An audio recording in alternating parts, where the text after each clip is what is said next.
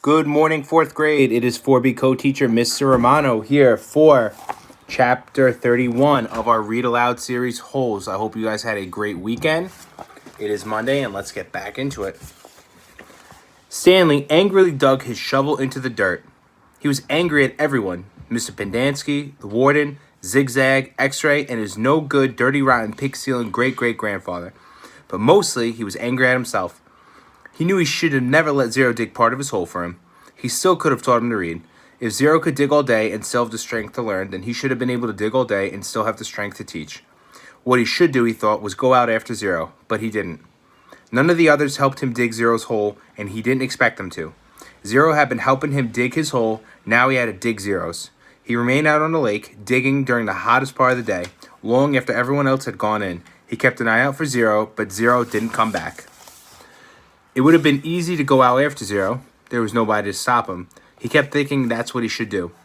Maybe they could climb to the top of Big Thumb, if it wasn't too far away.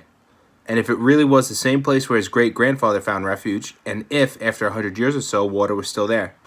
It didn't seem likely. Not when an entire lake had gone dry. And even if they did find refuge on Big Thumb, he thought they'd still have to come back here eventually. Then they'd both have to face the warden and her rattlesnake fingers. Instead, he came up with a better idea, although he didn't have it quite all figured out yet. He thought that maybe he could make a deal with the warden. He'd tell her where he really found the gold tube if she wouldn't scratch Zero. He wasn't sure how he'd make this deal without getting himself into deeper trouble. She might just say, "Tell me where you find it, or I'll scratch you too." Plus, it would mean X-Ray would get in trouble too. She'd probably scratch him up as well. X-Ray would be out to get him for the next 16 months. He dug his shovel into the dirt. By next morning, Zero still hadn't returned. Stanley saw one of the counselors sitting guard by the water spigot outside the shower wall. Mr. Pendanski had 2 black eyes and a bandage over his nose. "I always knew he was stupid," Stanley heard him say. Stanley was required to dig only one hole the next day. As he dug, he kept a constant watch out for Zero, but never saw him. Once again, he considered going out into the lake to look for him, but he began to realize that it was already too late. His only hope was that Zero had found God's thumb on his own. It wasn't impossible. His great-grandfather had found it. For some reason, his great-grandfather had felt the urge to climb to the top of that mountain. Maybe Zero would feel the same urge. If it was the same mountain, if water was still there. He tried to convince himself it wasn't possible. There had been a storm just a few days ago. Maybe Big Thumb was actually some kind of natural water tower that caught and stored the rain. It wasn't impossible. He returned to his tent to find the warden, Mr. Sir, and Mr. Pendanski all waiting for him. "Have you seen Zero?" the warden asked him. "No." "No sign of him at all?" "No." "Do you have any idea where he went?" "No." "You know you're not doing him any favors if you're lying," said Mr. Sir. "He can't survive out there more than a day or two." "I don't know where he is." All three stared at Stanley as if they were trying to figure out if he was telling the truth.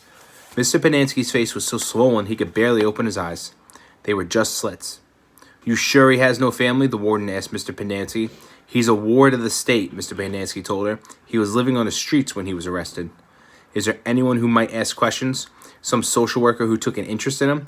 "He had nobody," said Mr. Pendanski. "He was nobody." The warden thought for a moment. "Okay, I want you to destroy all his records." Mr. Pendanski nodded. "He was never here," said the warden. Mr. Sir nodded. "Can you get into the state files from our computer?" she asked Mr. Pendanski.